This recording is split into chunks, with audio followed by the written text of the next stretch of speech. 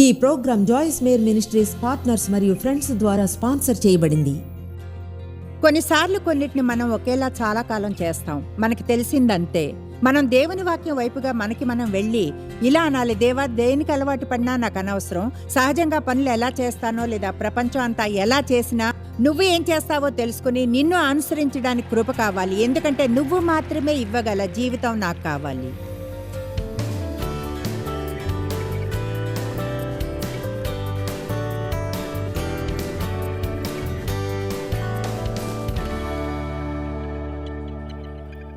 మనం శోధనని ఎలా హ్యాండిల్ చేయాలన్న దాని గురించి మాట్లాడుకున్నాం. నేను పాయింట్ని మళ్ళీ చెప్తాను. శోధనలో పడ్డామని ఫీల్ అయినప్పుడు శోధనలో పడ్డాం అన్న ఫీలింగ్ ఏమీ పాపం కాదు.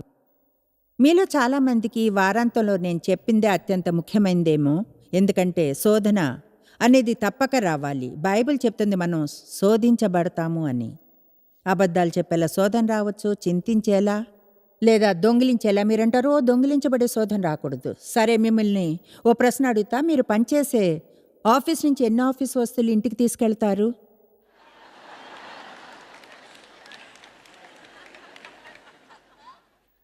మేము తీసుకెళ్ళడం తెలుసా?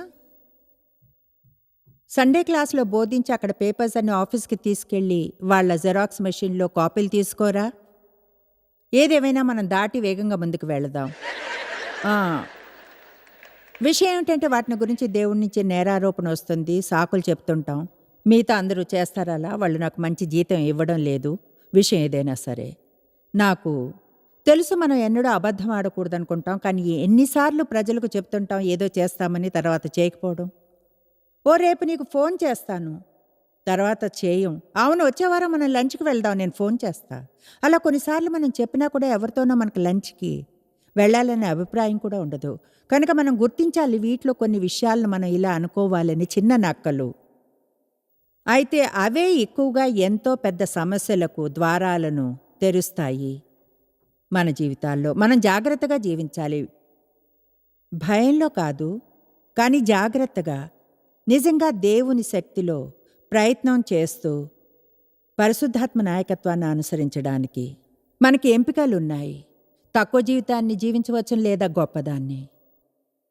ఈరోజు నా సందేశం పేరు తెలుసా? తక్కువగా జీవించడానికి అధిక వెల. దేవుడు మనకు పెద్ద మార్గాన్ని, పెద్ద జీవితాన్ని, విలువైన జీవితాన్ని, చివర్లో పశ్చాత్తాపడని జీవితాన్ని ఇస్తాడు. దాని గురించి ఆలోచించండి. నాకైతే ప్రపంచంలో విచారకరమైన వాటిల్లో ఒకటి వయసైన ఎవరినో చూడడం, మృత్యుద్వారం వద్ద ఉండి వెనక్కి తిరిగి చూస్తే పశ్చాత్తాపం తప్ప ఏమీ మిగలకపోవడమే. నేనది నా సొంత తండ్రిలో చూసా. ఎంతగానో విచారకరమైంది. ఆయన నీచంగా, అబ్యూజివ్గా, ప్రతికూలంగా, చెడుగా ఉండి 83వ ఏట తిరిగి జన్మించారు. కృతజ్ఞతలు. ఇప్పుడు పరలోకంలో ఉన్నారని తెలుసు. ఆయన్ని దేవుని వద్దకు నడిపించే గౌరవం మాకు దక్కినందుకు దేవునికి స్తుతులు. చివరికి ఆయన పశ్చాత్తాపడగలిగారు. అయినా చచ్చిపోయారు నాకు తెలుసు. వెనక్కి తిరిగి తన జీవితాన్ని చూసుకుని పశ్చాత్తాపంతో నిండిపోయారు. ఆయన గురించి పట్టించుకునేవారే లేరు. ఈరోజు మీకు చెప్తున్నా, ఈనాటి నుంచే మీ జీవితం చివరిలో పశ్చాత్తాపం తప్ప వేరే మిగిలేదేమీ లేని జీవితాన్ని జీవించకుండా జీవించడం ఆరంభించండి. వయసు అయిపోయాక కూర్చుని ఆలోచించకండి, నేను అలా చేసి ఉండాల్సింది, అలా చేసుంటే బాగుండేది. ప్రతిరోజు ఎంపికలను ఎదుర్కొంటాం, ప్రతిరోజు ఎంచుకోవడాన్ని ఎదుర్కొంటాం. ఈరోజు చెప్తున్నాను, ఎవరో మీ ఎంపికలన్నింటినీ మీకోసం చేయడాన్ని ఆపివేయండి. యెహోషువ అన్నాడు, నువ్వేం చేయాలో చేసుకో, కానీ నేను నా గృహంలోని వారు మాత్రం యెహోవాని సేవిస్తాం. దాన్ని మళ్ళీ చెప్పాలనిపిస్తుంది. మీరు కానీ ఇది చేస్తుంటే, మీకోసం ఇతరులు మీ ఎంపికలను చేస్తుంటే ఆపివేయండి. ప్రజల ఒత్తిళ్ళు అంతగా జీవించకండి. దేవునితో మీరు ఉండగలిగే జీవితాన్ని పణంగా పెట్టి మీ చుట్టూ ఉన్న వారిని సంతోషపెట్టడానికి, వారికి కాదు అని చెప్పడానికి ఇష్టపడి దేవునికి అవును చెప్పాలనుకుంటే, ఎల్లప్పుడూ గుర్తుంచుకోండి, వాళ్ళు మీ జీవితానికి లెక్కను అప్పచెప్పరు అని. మనలోని ప్రతి ఒక్కరూ దేవుని ముందు నిల్చుని మన జీవితానికి మనమే లెక్క అప్పగించాలి. దాని అర్థం చూడండి, ఇది కాదు మనం భయపడాలి అని. నేను అనుకునేది మనం దేవుడు మనకిచ్చిన వనరుల విషయంలో తెలివిగా ఉండాలన్నదే. మనందరికీ వనరులు ఉన్నాయి, టైం ఉంది, దాంతో ఏం చేస్తారు? మనందరికీ ఎంతో కొంత ఫైనాన్స్లు ఉన్నాయి, మన ధనంతో ఏం చేస్తాం? మనందరికీ ప్రత్యేకమైన తలాంతులు, సామర్థ్యాలు ఉన్నాయి, వాటితో ఏం చేస్తాము? క్రమంగా ప్రజల ముందుకి ఇది తీసుకురావడం చాలా ముఖ్యం. అదే ఎంపిక యొక్క శక్తిని, సరైన ఎంపిక చేసుకునే శక్తి, అలాగే తప్పు ఎంపిక శక్తి. మత్తయి 6:24 చెప్తుంది, దేవుణ్ణి సిరిని సేవించలేరని, లేదా సిరికి దాసులుగా ఉండనేరు అని. ఎవరిని ఇద్దరు యజమానులకు దాసుడుగా ఉండనేడు. అతడు ఒకని ద్వేషించి ఒకని ప్రేమించును, లేదా ఒకని పక్షంగా ఉండి ఒకని తృణీకరించును. మీరు దేవునికిని సిరికిని దాసులుగా ఉండనేర్రు. ఐశ్వర్యానికి, సిరికి, వస్తువులకు లేదా నమ్మకం ఉన్న దేనికి అయినా సరే. ఎందుకు బైబిలు ఎక్కువగా సిరిని మోసమైనదని చెప్తుంది? డబ్బు అనేది మంచిది కాదు అన్నదేం కాదు, మంచిదే, అందరికీ ఇష్టమే, కావాలి మనందరికీ, అందులో ఏ తప్పు లేదు. అయితే దానిలో మోసం చేసే ఒక గుణం ఉంది. అది మీకు ఆనందాన్ని ఇస్తుంది అనేలా ఆలోచింపచేస్తుంది, అది చాలా ముఖ్యమైనది అనేలా ఆలోచింపచేస్తుంది, అన్ని రకాల త్యాగాలు చేయడానికి విలువైనది అన్నట్లుగా. ఇతరులను అవమానపరచడం కూడా, లేదా కేవలం ఈ డబ్బుని పొందడానికి ఆత్మికమైన నడకతో రాజీ పడేలా దానిలో ఎంతో మోసం ఉంది. మనం దేవుణ్ణే ముందుంచాలి. ఆయన మనకేం ఇవ్వాలనుకుంటాడో దాన్ని ఇవ్వనివ్వాలి. మనం ఎన్నడైనా పొందగలిగిన దానికంటే ఎక్కువగా ఉంటుంది. దాన్ని మళ్ళీ చెప్తాను.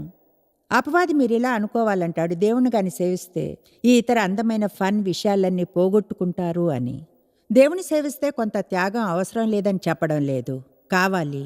అయితే మీకు ఈ మాటనివ్వగలను, ప్లీజ్ దీన్ని ఎన్నడూ మర్చిపోకండి. దేవుని రాజ్యం కొరకు ఏది వదిలివేసినా సరే దేవుడు దాన్ని ఎన్నోసార్లు రెట్టింపు చేసి మళ్ళీ ఇస్తాడు. చివరికి మీరు వదిలివేసిన దానికంటే ఎంతో ఎక్కువ పొందుతారు. దాన్ని ఎన్నడూ మర్చిపోకండి. మత్తయి 16 చూద్దాం, 24వ వచనంతో ఆరంభిద్దాం. అప్పుడు యేసు తన శిష్యులను చూసి, ఎవడైనా నన్ను వెంబడింప కోరిన ఎడల తన్ను తాను ఉపేక్షించుకొని తన దృష్టిలో తానుండకుండా తన్ని మర్చిపోయి తన కోరికలన్నింటినీ మర్చి, ఉత్సాహకరంగా ఉంది కదూ, తన సిలువను ఎత్తుకొని నన్ను వెంబడింపవలను. క్రీస్తు మనల్ని ఎత్తుకోమన్నది చెక్కతో చేసిన సిలువ కాదు, వేసుకుని ఆయన శ్రమ పడ్డట్లే శ్రమ పడ్డానికి. కానీ మనల్ని ఎత్తుకుని వెంబడించమన్న సిలువ దేవుడు మన ద్వారా క్రియ చేయడానికి, నిస్వార్థంగా జీవించమని, అంటే ఇతరులకు ఆశీర్వాదకరంగా ఉండేట్లుగా. నన్ను చూడండి, మీరు స్వార్థంగా ఉండి సంతోషంగా ఉండలేరు. స్వార్థంగా ఉండి సంతోషంగా ఉండలేరు అన్నాను. అది సాధ్యం కాదు. నేను ఊహించగలను, ఈరోజు ఇక్కడ ఉన్నవారు లేదా టీవీ ద్వారా నా ప్రోగ్రాం చూస్తున్నవారు ఎంతో అసంతోషంగా ఉన్నారు అని. మీరు అనుకుంటారు, ఒకవేళ ఆఫీస్లో ఆ ప్రమోషన్ దొరికితే సంతోషం, పెళ్ళైతే సంతోషం, పెళ్ళి కాకపోతే సంతోషం, మీకు కానీ పెద్దళ్ళు ఉంటే సంతోషంగా ఉంటారని. దాదాపు గ్యారంటీగా చెప్పగలను, మీ అసంతోషానికి మూల కారణం స్వార్థం, స్వార్థపరత్వం అని. నా పైన రాళ్ళు రువ్వకండి. ఈ నిజాన్ని నా సొంత జీవితంలో దేవుని నుంచి పొందాను. గతంలో స్వార్థంగా ఉండేదాన్ని. అది మంచి కాంబినేషన్ కాదు. ఆమేన్. స్వార్థం దుఃఖంలో ముంచుతుంది. దేవుడు మనకి హెల్ప్ చేసుకోవడానికి అది ఇతరుల కోసం పిలుపునిచ్చాడు. ఎంతగా మనం ఇతరుల గురించి ఆలోచించకుండా మనల్ని సంతోషపరచుకోవడానికి ట్రై చేస్తే అంతా అసంతోషంగా అవుతాం. సంతోషాన్ని వెంటనే ఈరోజు పెంచుకోగలరు. ఈ చోటు నుంచి బయటికి వెళ్ళి మీ మీద నుంచి మనసుని తీసివేసి ఎవరికి ఆశీర్వాదకరంగా ఉండగలనో చూపమని దేవుణ్ణి అడిగితే, ఇప్పుడు ఆయన అంటాడు, స్థిరంగా నన్ను పట్టుకోండి, జీవించడంలోనూ అవసరమైతే మరణంలోనూ నా మాదిరిగా అనుసరించండి. తన ప్రాణమును రక్షించుకొనుగోరువాడు దాన్ని పోగొట్టుకొను. ఈ జీవితం ఇక్కడ ఉన్నది, అది కేవలం కొన్ని సంవత్సరముల వరకే ఉండేది. ఇక్కడ వారి సౌకర్యం, భద్రత, నిత్య జీవనాన్ని పోగొట్టుకొను. నా నిమిత్తము తన ప్రాణమును పోగొట్టుకొనువాడు తన సౌకర్యాన్ని, భద్రతను దాన్ని దక్కించుకొనును, నిత్య జీవనాన్ని. ఇప్పుడు బైబిల్ చెప్తున్నప్పుడు ఆయన జీవితాన్ని ఇస్తాడని అసలైతే క్రీస్తుని స్వీకరించినప్పుడు మీరు కేవలం ప్రవేశించడమే కాదు, నిజంగా ఎన్నడూ మరణించరు. ఈ రాజ్యం నుంచి దాటి వెళ్ళిపోయి మరొక రాజ్యంలోనికి వెళ్ళి నిత్య జీవనాన్ని గడుపుతారు. అయితే దేవుడు మనకు జీవితాన్ని ఇస్తాడు. ఆయన మనకిచ్చే జీవితం ఆయనకున్న శ్రేష్టమైన జీవితాన్ని. అది కేవలం శ్వాస తీసుకునేది కాదు, కానీ మనకు దేవుని యొక్క ఉంటుంది. మన లోపల దేవుని యొక్క జీవితం. ఒకవేళ దాని గురించి ఎలా కేర్ తీసుకోవాలో తెలుసుకుంటే మన చుట్టూ జరిగే దాని గురించి కాకుండా వావ్, ఎప్పటికైనా జీవితం అద్భుతంగా అవుతుందా? విషాదకరంగా ఉంటుంది. తిరిగి జన్మించిన వారంతా చర్చిలకు వెళ్తారు, కొంచెంగా తమ బైబిల్ని చదువుతారు, అంతేకాదు చర్చిలో సేవ కూడా చేస్తారు, కానీ సంతోషంగా ఉండరు. ఎందుకంటే నిజంగా వాళ్ళకు అర్థం కాదు ప్రపంచంలోని ప్రజలకున్న వేరేవన్నిటినీ పొంది దేవుణ్ణి పొందలేరు అని. ప్రపంచంలో ప్రజలకునే మనకు ఉండకూడదని అనడం లేదు. అయితే కొన్ని విషయాలు ఉంటాయి, వాటికి మీరు నేను కాదని చెప్పాలి. మన జీవితంలో దేవునిదంతా దేన్ని కావాలనుకుంటామో దానికోసం మీరెంతో ఉత్సాహంగా అయ్యారని చెప్పగలను. అయితే అది ఇంకా బాగుంటుంది ప్రామిస్గా. 26వ వచనం, ఒక మనుషుడు లోకమంతే సంపాదించుకుని తన ప్రాణమును పోగొట్టుకుంటే అతనికి ఏమి ప్రయోజనము? ఒక మనుషుడు తన ప్రాణమునకు దేవుని రాజ్యంలో ఆశీర్వదించబడ్డ ప్రతిగా ఏమి ఇవ్వగలడు? కనుక దీన్ని ఈరోజు ఇలా చెప్తాను. మీ జీవితంలో మీ ఎంపిక ఏదైనా సరే దానికో వెలను చెల్లిస్తారు. మీరు కానీ రాజ్యాన్ని ఎంచుకుంటే, అంటే దేవునితో నడకను ఎంచుకోవడం, మీకు దేవునిలో నమ్మకం ఉందని చెప్పడాన్ని ఎంచుకోవడం కాదు, కానీ ఇక్కడ భూమి మీద దేవుణ్ణి గౌరవించి మహిమ పరచగలిగే జీవితాన్ని జీవించాలని చేసుకోవాలి. మనంగానే ఆ రాజ్యపు జీవితాన్ని ఎంచుకుంటే ప్రపంచానికి వెల చెల్లించాలి. ప్రపంచాన్ని ఎంచుకుంటే రాజ్యపు జీవితాన్ని వదులుకోవాలి. కనుక మనం జీవించే కాలంలో ఎవరైతే వాక్య పరిచర్య చేస్తున్నామో విషయాలను కొంచెం స్పష్టం చేయాలి వాళ్ళు. ఎందుకంటే యేసు త్వరలో తిరిగి రాబోతున్నాడు. మనం ఆయన్ని గౌరవపరిచి మహిమపరిచే ఓ ప్రత్యేకమైన జీవనశైలితో జీవించాలి. మీరు ప్లీజ్ దాన్ని ఇలా చూడకండి, ఓ మ్యాన్ నేను వదిలేయాల్సిన మరొక సందేశం అని. ప్లీజ్ గుర్తుంచుకోండి, దేని మీదైనా సరే దేవుడు తన వేళ్ళు పెట్టి ఇలా అంటే ఇది మీకు మంచిది కాదు, అప్పుడు అది మీకు మంచిది కాదు. దాన్ని కానీ దేవునికి రిలీజ్ చేస్తే ఆయన మీ జీవితంలోకి మీరు త్యాగం చేశాము అనుకునే దానికంటే ఎంతో శ్రేష్టమైంది తెస్తాడు. ఆశ్చర్యంగా ఉంటుంది ఎలా కొన్నిసార్లు ఎంతో చెడు పొందుతారో చూస్తే. అయితే ఎన్నడైనా పొందింది అదే దానికి మీరెంతగానో అలవాటు పడి ఉన్నారంటే మనకు మంచిదాని కోసం దాన్ని వదిలేయాలనే కామన్ సెన్స్ కూడా ఉండదు. ఆశ్చర్యకరం, ఎన్నేళ్లు కోప పగం అసహ్యంతో నిండి ఉన్నాను. నా తండ్రి నన్ను సెక్షువల్గా అబ్యూస్ చేసినందున నాకు తెలియదు నేను దాన్ని పూర్తిగా జయించగలనని. అబద్ధాన్ని తెచ్చుకున్నాను. నిజాయితీగా నాకు ఎప్పుడూ తక్కువైన జీవితమే ఉంటుందని నమ్మాను. అంటే ఎప్పుడు సెకండ్ రేట్ జీవితమే ఉంటుందని, అప్పటికే చాలా ఆలస్యమైందని. అయితే అదొక అబద్ధం. నేను దాన్ని నమ్మినందువలన నేను పొందింది అదే. అయితే క్రీస్తులో నాకు ఎంపికలు ఉన్నాయని తెలుసుకున్నాను. అయితే చెప్పేది వినండి, దేవుని ఎంపికను పొందాలనుకుంటే నేను ఆ కోపాన్ని వదిలివేయాలి, పగాద్వేషాన్ని, క్షమాపణలేమిని. అయితే ముందుగా అది నాకు కష్టమైంది, ఎందుకంటే దానికి అలవాటు పడ్డాను. ప్రపంచం నాకు చేసిన దానికి నేను తిరిగి చేసే నా విధానం అదే. ప్రపంచాన్ని గాయపరచలేదు, నన్నే గాయపరుచుకున్నాను. మళ్ళీ చెప్తున్నాను, కొన్నిసార్లు మనం కొన్నిటిని ఒకే విధానంలో చాలా కాలం చేస్తాం. మనకు తెలిసిందంతే. దేవుని వాక్యం వైపుకి వెళ్ళి మనంగా అనాలి, దేవా దేనికి అలవాటు పడున్నా నాకు అనవసరం, ఎంత సహజంగా పనులు చేస్తానో, ప్రపంచం ఎలా చేస్తుందో, నువ్వు ఏం చేస్తావో తెలుసుకోవాలి, నిన్ను అనుసరించడానికి కృప కావాలి, ఎందుకంటే నువ్వు మాత్రమే ఇవ్వగల జీవితం నాకు కావాలి. ఆమేన్. ఇప్పుడు 1 కొరింథీ 1:19-20 చెప్తుంది, ఎంత బుద్ధిహీనమైనవి, హాస్యాస్పదమైనవో ప్రపంచపు విధానాలు. మీకు ముందే ఆ విషయం తెలియకుంటే అందరం దాన్ని చూసి గుర్తు చేసుకుందాం. వ్రాయబడి ఉన్నది, ఇందు విషయమై జ్ఞానుల జ్ఞానమును నాశనం చేతును, వివేకుల వివేకమును శూన్యపరుతును, తెలివైన వారి తెలివిని కనుగొని వారిని కనుగొని వారిని విసిగించి నిరర్ధకంగా చేసి ఏమీ కాకుండా చేసేదను. జ్ఞాని ఏమయ్యను, ఫిలాసఫర్, శాస్త్రి ఏమయ్యను, స్కాలర్, ఈ లోకపు తర్కవాది ఏమయ్యను, ఈ తరం ఈ సమయంలో వాదించేవాడు లాజిషియన్ ఈ లోక జ్ఞానమును దేవుడు వెర్రితనముగా చేసి ఉన్నాడు కదా.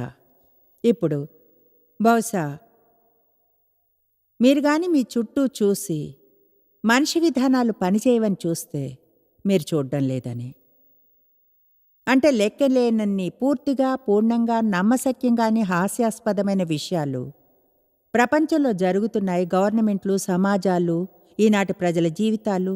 దేవుడు ముందే చెప్పాడు అవి పనిచేయవు అని. అయితే మనం శరీర విధానంలో దాన్ని చేయడానికి ట్రై చేస్తాం. మనిషి కార్యంగా అదింకా హీనమవుతుంది, మరింత మరింత మరింత హీనంగా.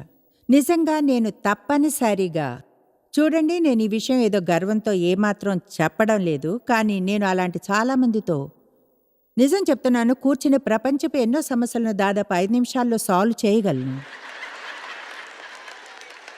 అంటే దానికి ఎక్స్పర్ట్ల ప్యానెల్ అవసరం లేదు, మీరు చేయగలరు. ఎందుకంటే మనకు దేవుని జ్ఞానం ఉంది. వినండి, విషయం ఏమిటంటే తిరిగి జన్మించిన విశ్వాసగా మీకు ఎంపికలుంటాయి. మీరు తలకు మించి ఏదోలా జీవించనక్కర్లేదు.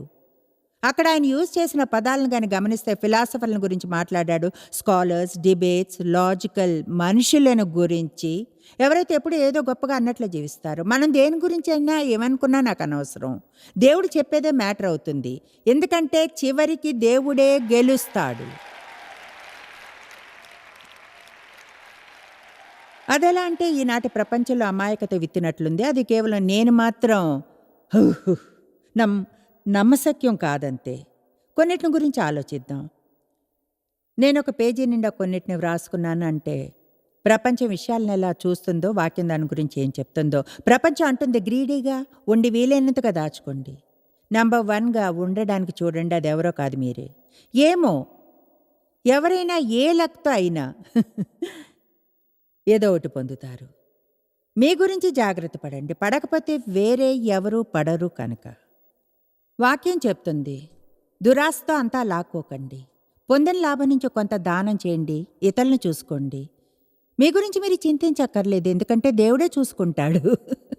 మీకు శాంతి సమాధానాలు ఉంటాయి, ఎంపికలు ఉంటాయి. మీకేది కావాలి, ప్రపంచ విధానమా లేక దేవుని విధానమా? ఆమేన్. మీకు తెలుసా, మనకేం తెలుసో తెలుసుకుంటే ఎంత ఆశ్చర్యంగా ఉంటుందో. మనం ప్రపంచం కోసం ప్రార్థించాలి, కేవలం తెలుసుకోవడానికి. మనకు తెలిసింది అద్భుతమైన నమ్మశక్యం కానంత ఆశీర్వాదమని. కనుక చాలామంది చీకట్లో ఉంటున్నారు, వాళ్ళకి ఎలాంటి తెలివి లేనందువల్ల. అందుకనే నేను చేస్తుంది చేయగలిగినందుకు సంతోషంగా ఉంది. అలాగే ప్రపంచ వ్యాప్తంగా ఎక్కువగా టీవీలో వస్తున్నందుకు దేవునికి కృతజ్ఞతలు. అందరూ చర్చికి వెళ్ళరు, టీవీని చూస్తారు. ఒకటి చెప్పాలంటే చాలామంది ఉన్నారు ఈ ప్రోగ్రామ్ని ఏదో అనుకోకుండా ఆన్ చేశారు, మీ నోరు తెరుచుకుని చూస్తున్నారు, తెలుసుకోవడానికి ట్రై చేస్తే ఈమె ఏం చేస్తుంది అని. ఈమె స్వరం వింతగా ఉందే, ఏం చేస్తుందని అనుకుంటుంది. బాయ్ ముఖంలో ముఖం పెట్టినట్లు నోరు పెద్దదిలా ఉంది. చూడండి, వినండి, వినండి, అంతే. ఆమె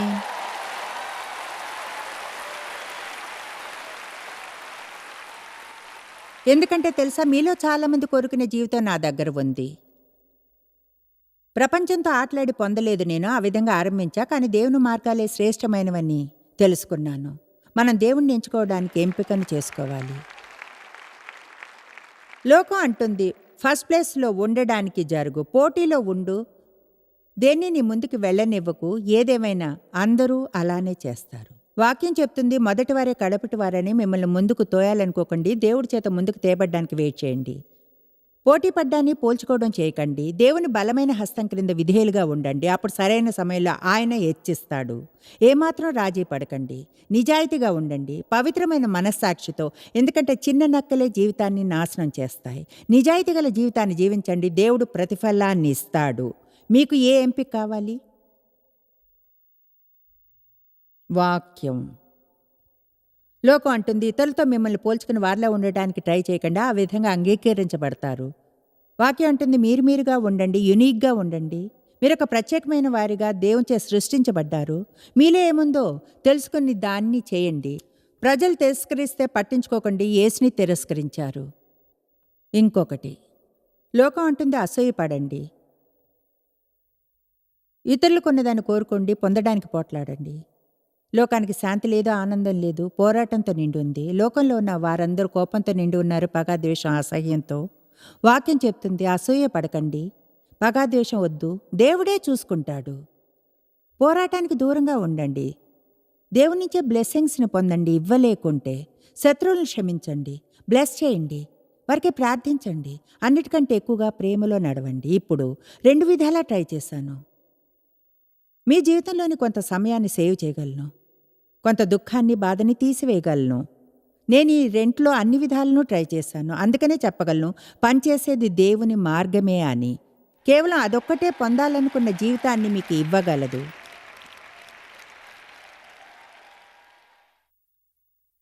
ఇప్పుడు ఈ ప్రపంచం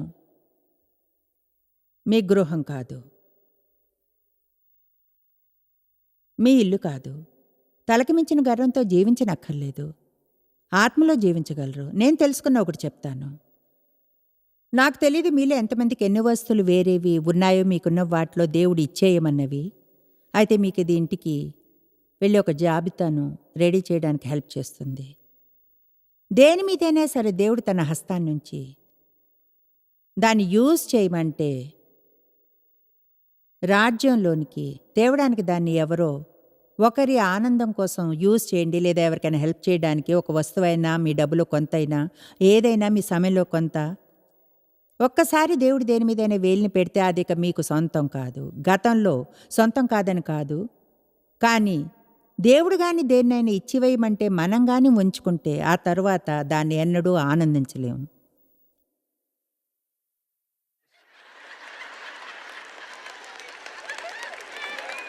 ఆనందించలేమంతే. ఎందుకంటే దాన్ని చూసిన ప్రతిసారి నేరాభావం కలిగినట్లు ఫీల్ అవుతారు. నాకున్న ఒక రైన్ స్టోన్ బ్రేస్లెట్ నాకు గుర్తుంది. దాని మీద రైన్ స్టోన్ ఒక చిన్న బౌలా తిరిగి ఉండేది. అది ఎంతో క్యూట్గా ఉందనుకున్నా.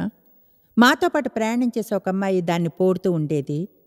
నేను అనుకునేదాన్ని, నువ్వు అలా అనుకుంటే బాగుండు, నాకు ఇదెంతో ఇష్టం. అదెంతో హాస్యాస్పదం. నిజంగా దేవునికి స్తుతులు. ఇది జరిగి చాలా ఏళ్ళైంది. అయితే అప్పుడు అనుకున్నది హాస్యాస్పదమైందే. దేవునితో అన్నాను, ఈమె నాకంటే చిన్నది, చేతికి పెద్దగా ఉంటుంది. అప్పుడు చూడండి, ఆ సభ ముగిశాక ఇంటికి వెళ్ళా. తర్వాత దాన్ని వేసుకుంటే, ఓ నిజంగా ఇదెంతో అందంగా ఉందే. అప్పుడు మళ్ళీ అనిపించింది, ఈమెకి ఇది ఇచ్చేయి. సరే, నా దగ్గర అలాంటివి ఇంకా లేనందున ఉంచుకోవాలనుకున్నాను. అది వెండిది. సరే అన్నాను. ఏమన్నా తెలుసా, ఇది బంగారంది వేసుకుంటుందేమో, వెండిది బాగోదనుకుంటా. సరే, మళ్ళీ ఇంటికి తీసుకెళ్ళా. అయితే చివరికి నేను తెలుసా దేవుడు ఎంత విసిగిపోయేలా చేశాడంటే ఇచ్చివేశా. ఆ తర్వాత కొన్నిసార్లు అందరం చేసేదే చేశా. అంటే ఎంత త్యాగం చేశానో ఆమెకి చెప్పాను. ఇప్పుడు నువ్వు దీన్ని బాగా ఆనందించు, నాకెంతో ఇష్టమైంది. తెలుసా, నాకు బాధగా ఉంటుంది ఆమె దీన్ని వేసుకోవడం చూసినప్పుడంతా దీని గురించి ఏదో ఒకటి అనేదాన్ని. ఓ, ఇది నీకెంతో బాగుంది, నేను మిస్ అవుతున్నా. ఒకరోజు ఆమె వచ్చి దాన్ని నాకు ఇచ్చింది. చూడండి, దేవుడు దీన్ని తిరిగి మీకు ఇవ్వమన్నట్లు అనిపించింది, తీసుకోండి. అప్పుడు అనుకున్నాను, ఓ జాయ్స్, నోరు మూసుకుని ఉండొచ్చుగా. దాని గురించి నువ్వు గొణుకుతూ ఉండడం వలన తిరిగి ఇచ్చేసింది. ఇప్పుడు అది ఇంకా నా డ్రాయర్లోనే ఉంది. వేసుకుందామని దాన్ని ఉంచుకోలేదు, కానీ అదంతా మూగపనో గుర్తుకు తెచ్చుకోవడానికి. ఎందుకంటే నాకు జరిగింది ఇదే. దీన్ని నేను ఇలా కాకుండా వేరేలా ఎలా వివరించి చెప్పాలో తెలియదు. ఆ తర్వాత ఆ బ్రేస్లెట్ వేసుకుందామని వెళ్ళిన ప్రతిసారి నాకు నచ్చలేదు. దేవుడు అసలైతే ఏదైనా పొందే ఆనందాన్ని లేక దాన్ని యూజ్ చేయాలన్న కోరికని తీసివేస్తాడు. ఒకవేళ దాంతో దేవుడు చేయమన్నది చేయకుంటే, ఒకవేళ నేను దాన్ని సంతోషంగా ఆమెకు ఇచ్చి ఉంటే, దేవుడు అప్పుడు నాకేం చేశాడో చెప్పడానికి ఉండేది కాదు. విషయం ఇదే, మీరు ఎన్నడూ ఎన్నడూ ఎన్నడూ ఎన్నడూ దేవుణ్ణి వదలకండి. కమాన్, గట్టిగా స్తుతులు చెప్పండి.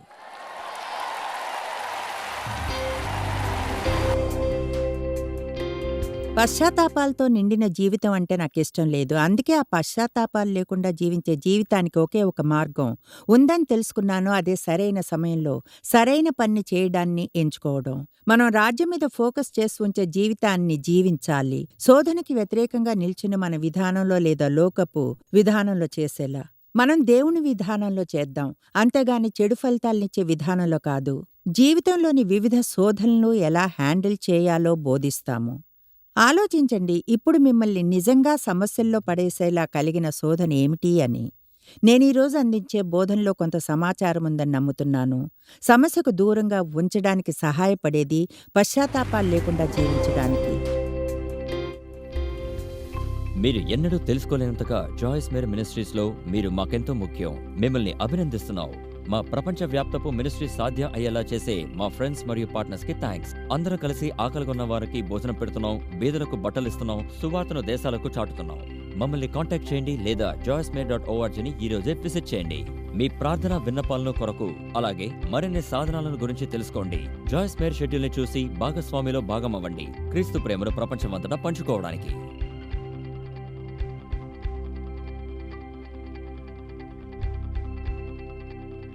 ఈ programme Joyce Meyer Ministries partners మరియు ఫ్రెండ్స్ ద్వారా స్పాన్సర్ చేయబడింది.